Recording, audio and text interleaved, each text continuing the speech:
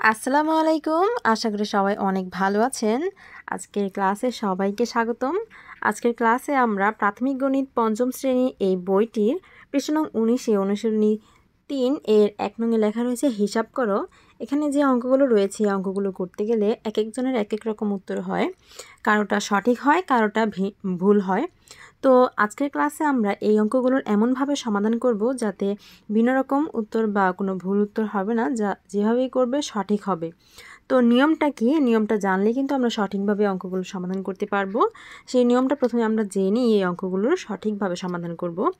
এই অঙ্কগুলোর যে নিয়ম সেটা তোমাদের একদম প্রথমেই লেখা আছে অধ্যায় 3-এর 4 প্রক্রিয়া সম্পর্কিত সমস্যাগুলি। এখানে একদম প্রথমে একদম স্পষ্টভাবে লেখা আছে যে এটা আসলে কীভাবে সমাধান করতে হবে। দেখো এখানে লেখা আছে যে প্রথমে ভাগের কাজ করতে হবে, তারপর গুণের কাজ করতে হবে, তারপর যোগের কাজ করতে হবে, তারপর বিয়োগের কাজ করতে হবে। আর যদি বন্ধনী থাকে বা ব্রেকেট থাকে তাহলে প্রথমে প্রথম বন্ধনীর কাজ করতে হবে, তারপর দ্বিতীয় বন্ধনীর কাজ করতে হবে, তারপর তৃতীয় বন্ধনীর কাজ করতে হবে। আমরা এই এতটুকু তথ্য জানলেই এই অঙ্কগুলোর সমাধান এমনভাবে করতে পারবো যাতে আর ভুল উত্তর হবে না। তো আমরা এখন একদম হাতে কলমে উদাহরণসহ অঙ্কগুলোর সমাধান করব। খেয়াল করো এই অঙ্কটাতে আমরা কোন কাজটা আগে করব? আমরা জেনে এসেছি আগে ব্রেকেটের কাজটা করব। তো প্রথমে আমরা এই যে ব্রেকেটের ভিতরে যে বিয়োগটা আছে বিয়োগটা করব। 42 থেকে 15 বিয়োগ করতে হবে। তো 12 থেকে 5 বিয়োগ করলে কত থাকে? 7 হাতে তারপর 4 থেকে 2 গেলে থাকে 2। তারপর হচ্ছে ভাগ 9 যোগ 2। এখন দেখো এখানে ভাগ আছে আর যোগ আছে। তো আমরা কি শিখে এসেছি? প্রথমে ভাগ, গুণ, যোগ, বিয়োগ, তাই না? তো প্রথমে আমরা ভাগের কাজ করব। তো ভাগ করি, 27কে 9 দিয়ে ভাগ করলে 3 নং 27। তারপরে এইটুকুর ফলাফল হচ্ছে 3, তারপর হচ্ছে যোগ 2। এখন যোগ করে দিলেই কিন্তু ফলাফল পেয়ে যাবো। দেখেছো কত সহজ।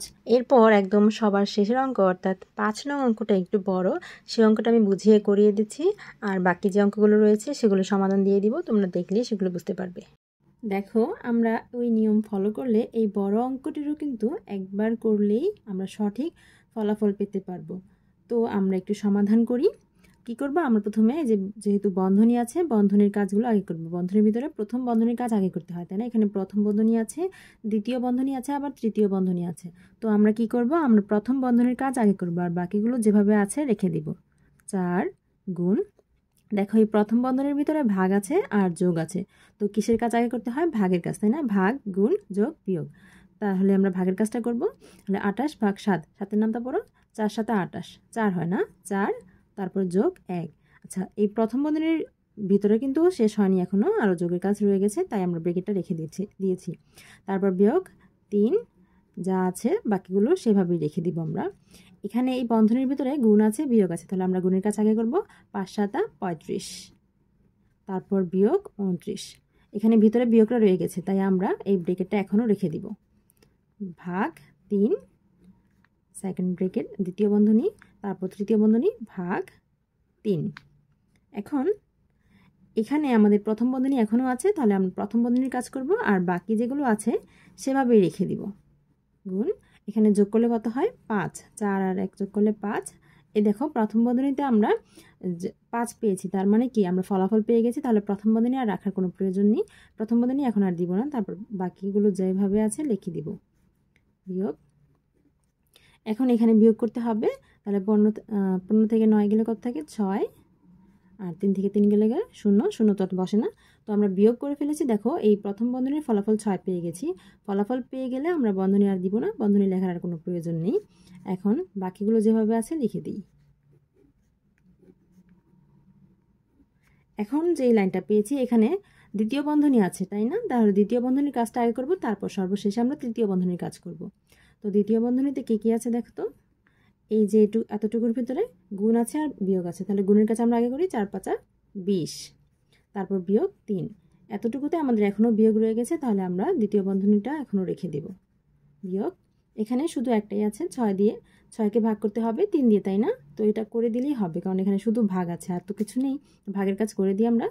6 দিয়ে, 6কে 3 দিয়ে ভাগ করলে 3 দুগুণে 6, 2, তাই না?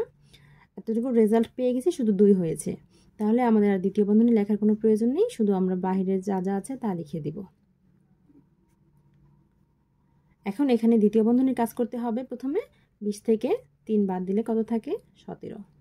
দ্বিতীয় বন্ধনীর ফলাফল পেয়ে গেছি, তাহলে দ্বিতীয় বন্ধনী দেওয়ার আর প্রয়োজন নেই, বাকিগুলো যেভাবে আছে লিখে দিব।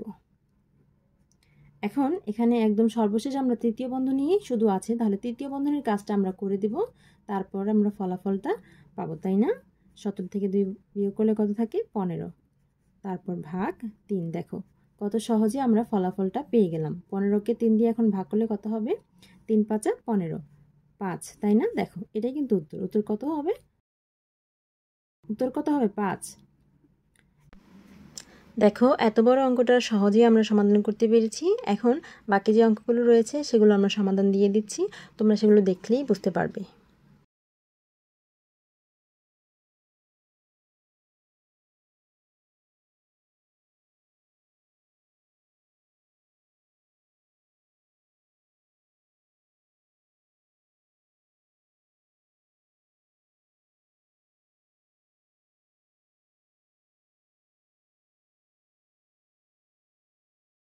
এক নংয়ের সকল অঙ্কগুলোর সমাধান আমরা করে ফেলেছি। আমরা ধারাবাহিকভাবে তোমাদের বইয়ের প্রত্যেকটি অঙ্কের সমাধান দিব, সেগুলো সমাধান পেতে আমাদের সাথেই থেকো।